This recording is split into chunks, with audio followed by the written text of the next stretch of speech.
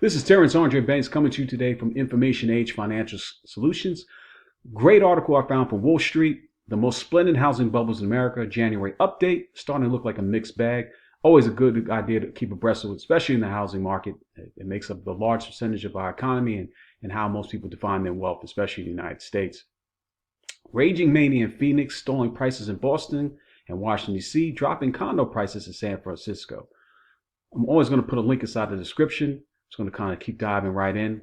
House prices spiked further in some cities, concluding by a crazy 32% year over year in Phoenix. In other cities, price increase slowed. In the Boston Metro, house prices remained flat for the second month in a row, and the San Francisco Metro condo prices fell for the third month in a row. That's the rage according to S&P CoreLogic Case-Shiller Home Price Index today. The overall national index ticked up 0.9% for the month, whittling down the year-over-year increase to a still ridiculous 18.8%. The smallest increase since June. Slows further is how S&P CoreLogic described the situation. The time frame today's November data after 3-month moving average of closed sales that were entered in public records in September, October, and November. Los Angeles metro prices of single-family house rose 1.2% in November from October and 19% year over year. Wow. Housing bubble 1 and then housing bubble 2. I love how he puts that in there in the chart. The Case-Shiller indices were at 100 for January 2000. The Los Angeles index value of 375 means the price in the metro have risen by 275% since January 2000, including the housing bust in between. By comparison, over the same period, the consumer price index is up by 65%. The 275% price surge since January 2000 makes Los Angeles the #1 most splendid housing bubble on this list. But there are other metros in this list where prices spiked much faster on a year-over-year basis in 2021. The charts below are on Los Angeles scale to show the relative house price inflation in each market. San Diego Metro, the Case-Shiller index rose 1% for the month, cooling somewhat from the month-to-month spikes over 3% last spring. Year-over-year, house prices spiked by 24.4%, just a tad down from 27.8% in July. Since 2000, the index has ballooned by 268%. Good gosh, again, showing the housing bubble that we're in. The dollar is losing purchase power with regard to the houses. The Case-Shiller index is based on the sales pairs method compared to the sales price of a house when it sells in the current period to the price of the same house when it sold previously. It includes adjustments for home improvements and the passage of time, since these sales periods can be decades apart. By tracking the price of the same house, it tracks how many dollars it takes to buy the same house over time, thereby tracking the loss of the purchase power of the dollar with regards to houses. In other words, it tracks house price inflation.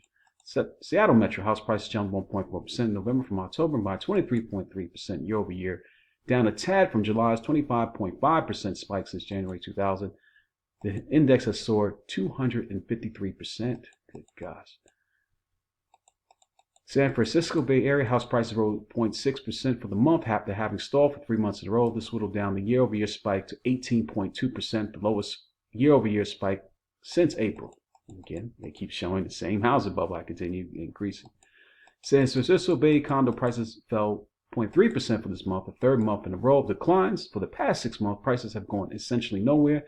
This reduced the year-over-year gain to 7.7%. Since June 2017, condo prices has risen just 4.1%. That's one you saw a little bit less.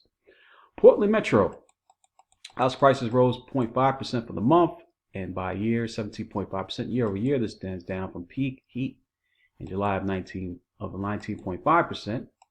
Miami Metro house prices spiked by 2% for the month, with no slowing further thing going on here. Year over year, prices spiked by 26.6%, the fastest since March 2006.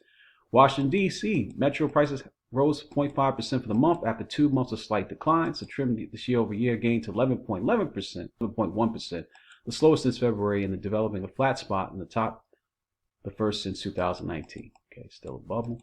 Boston Metro house prices were flat for the second month in a row, which trimmed each year over year, gained to 13.5% from 18.7% in July, and created the first flat spot since the second half of 2019.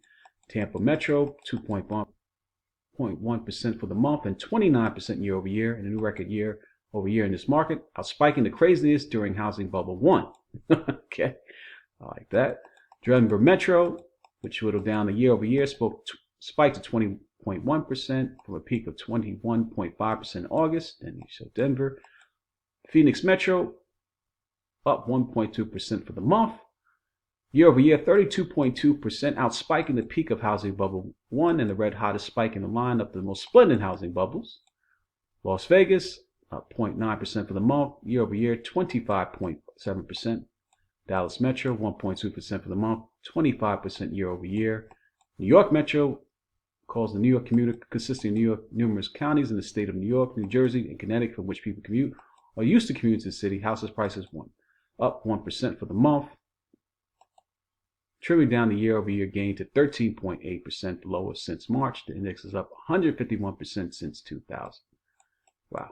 Remaining metros, the 20 metro Case-Shiller index is Atlanta, Charlotte, Chicago, Cleveland, Detroit, and Minneapolis have house price inflation since 2000 that has substantially less than 150%, and so they don't yet qualify for this list of the most splendid housing bubbles.